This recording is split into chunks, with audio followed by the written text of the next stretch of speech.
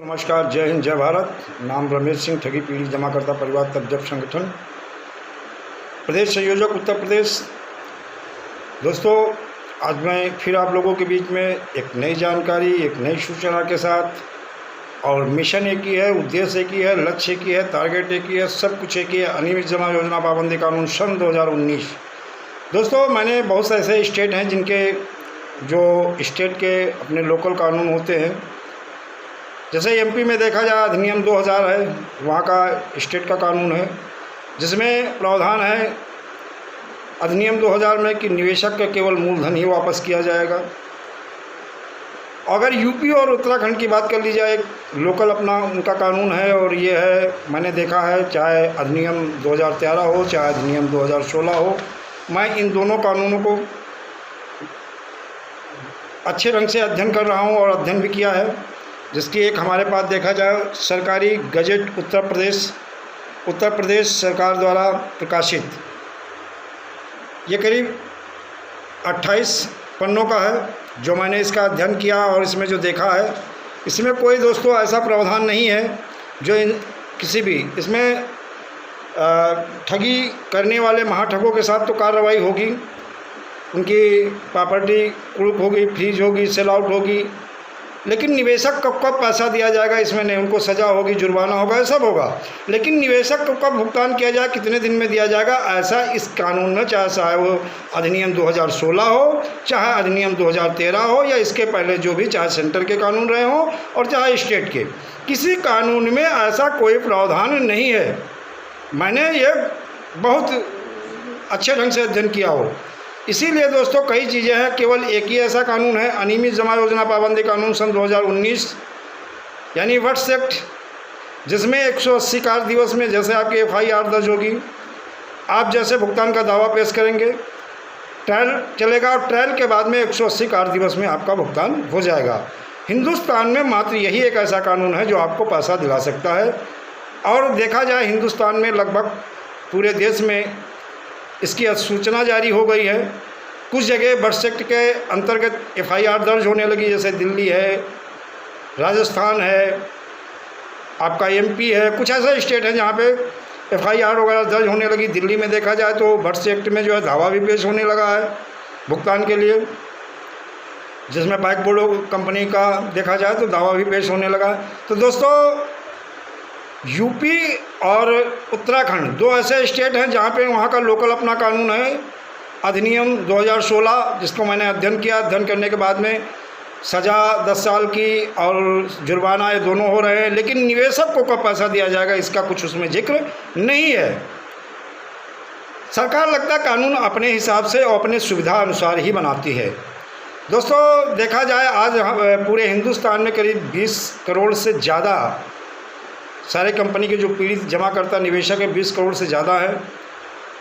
और दोस्तों, इनका दर्द किसी को नहीं दिख रहा है। देखा जाए इनका सामाजिक तिरस्कार हो रहा है, और एक बात ये समझ में नहीं आ रही है, सामाजिक जो तिरस्कार तो हो रहा है कि ना तो किसी शमशान घाट में कहीं जा सकते हैं, ना किसी फंक्शन में जा सकते हैं, ना किसी शादी विवाह में जा सकते हैं। एक ही क्वेश्चन उनके सामने होता है कि भैया पैसा कब मिलेगा, बताइएगा।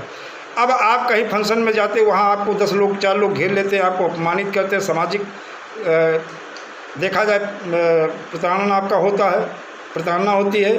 तो दोस्तों, जो पीड़ित कार्यकर्ता हैं इनकी बहुत बुरी दशा है, बहुत दयनीय स्थिति है। और निवेशकों की भी देखा जाए, जो पीड़ित जमा करता है, इनकी भी स्थिति बहुत अच्छी नहीं। इन लोगों ने एक ही उद्देश्य से इन कंपनियों में पैसा जमा किया था कि हम अपनी लड़की की शादी करेंगे, या पूर्व उन्होंने योजना बना रखी थी, हम ये काम करेंगे, या हम इस काम का बच्चे की एजुकेशन के लिए अपन मकान बनवाएंगे।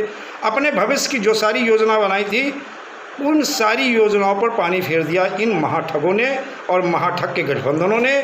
और जो महाठग का को संरक्षण दे रहे इन सारे लोगों ने देखा जाए तो पानी फेर दिया है। और इसकी जिम्मेदार हमारी चाहे सेंटर की गवर्नमेंट हो, चाहे स्टेट की गवर्नमेंट हो, चाहे वो सत्ता पक्ष हो, चाहे वो विपक्ष हो, चाहे भाजपा हो, चाहे सपा हो, चाहे बसपा हो, चाहे कांग्रेस हो, चाहे शिवसेना हो, चाहे तृणमूल कांग्रेस हो, या हिंदुस्तान की जो भी पार्टियां हैं, ये सारी जिम्मेदार हैं। इन लोगों ने इन पीड़ित जमाकर्ताओं का और पीड़ित कार्यकर्ताओं का 1% भी कहीं मुद्दा नहीं उठाया है। इसमें हमारी मीडिया का भी बहुत बड़ा रोल है। मीडिया सारे डीएनए करेगा, कहीं नंबर दे देगा कि आप मिस कॉल मारिए, ये समस्या वो समस्या, जो सरकार आती है समस्याओं का समाधान करें, वही उसी पे ये डीएनए भी होगा, उसी पे सब कुछ होगा। लेकिन किसी पीड़ित जमा करता जो 20 से 25 करोड़ पीड़ित जमा करता है, इनका ना कोई डीएनए होगा और ना कोई वो होगा। मीडिया भी किसी भी पीड़ित जमा करता गए तो देखा जाए ये सब लगभग जो है गरीबों के खिलाफ ही हैं और गरीबों के हित में सोच ही नहीं रहे हैं। इनकी मानसिकता ऐसी हो गई है। और मैं एक चीज़ और कहना चाहूँगा, अनियमित जमा योजना पाबंदी कानून के लिए जो हम लोग संसद सत्याग्रह करने जा रहे हैं, ज़्यादा से ज़्यादा संख्या में आप लोग शामिल हो जाइएगा। और एक ही नारा है, पहले भुगतान फिर मतदान। और एक चीज़ मैं इन सरकारों को भी अवगत करा देना चाहता हूं कि अभी इन पीड़ित जमाकर्ताओं के दर्द को आप देख लीजिए, सुन लीजिएगा, समझ लीजिएगा और इनके दर्द का निराकरण कीजिएगा।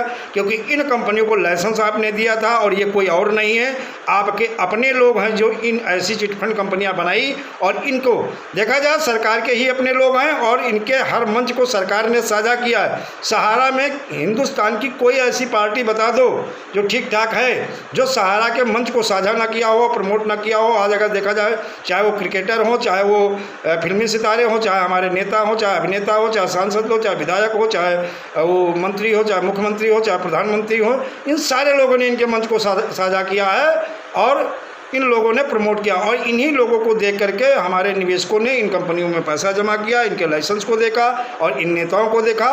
और ये जिम्मेदारी देखा जाए ये किसी और के नहीं है, चाहे वो कोई ठग हो, महाठग हो, ये सरकार के अपने ही लोग हैं।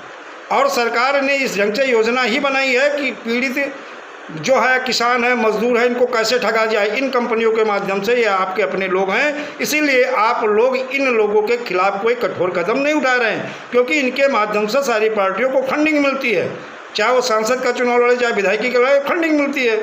भाई गरीबों का दर्द कैसे नहीं है? जिन लोगों के वजह से आज आप प्रधानमंत्री हो, मुख्यमंत्री हो, मंत्री हो, विधायक हो, सांसद हो और जो बड़े बड़े सितारे हैं, चाहे वो फिल्मी अभिनेता हो, चाहे जो, ये आज इन्हीं गरीब लोगों के माध्यम से हैं। और इन लोगों को जो सुख सुविधाएं मिलती हैं गरीबों के ही टैक्स के माध्यम से, वैट फलाना धमाका, इतने कर लगा दिए हैं, ये कर जनता दे रही है और इनके वजह से ही आप सारी सुख सुविधाएँ भोग रहे हो और इनके दर्द को आप दरकिनार कर दिए हो।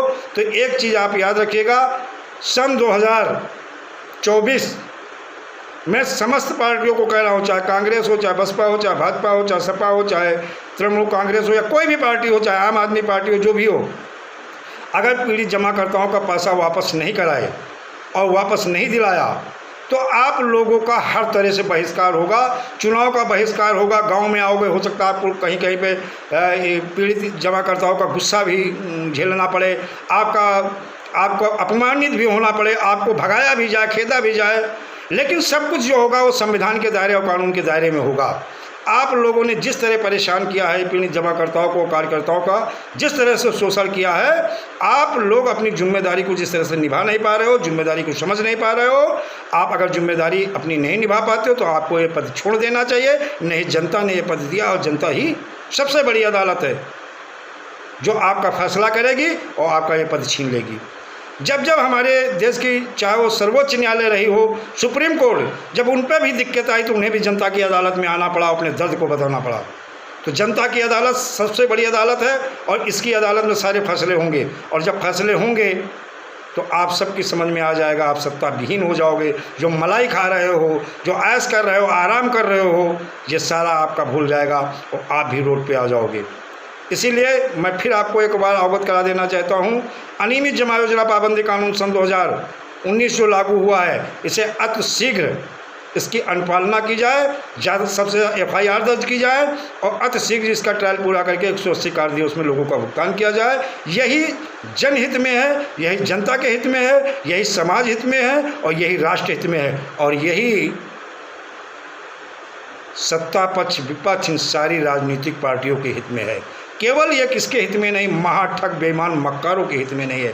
अनियमित जमा योजना पाबंदी कानून सन 2019 के लिए ज़्यादा से ज़्यादा संख्या में हिंदुस्तान से, हर स्टेट से ज़्यादा से ज़्यादा लोग पहुँचे और इसकी अनुपालना शीघ्र हो सके। इसलिए आप लोग जो है जंतर मंतर नई दिल्ली पहुँचे समय 11 बजे 31 जुलाई सन 2022। दोस्तों अगर वीडियो अच्छा लगे तो ज़्यादा से ज़्यादा शेयर करिएगा, लाइक करिएगा, सब्सक्राइब करिएगा और वहीं से आपके भुगतान का मार्ग खुलेगा। दोस्तों वीडियो को ज़्यादा लंबा नहीं करेंगे। दोस्तों जय हिंद, जय भारत, वंदे मातरम।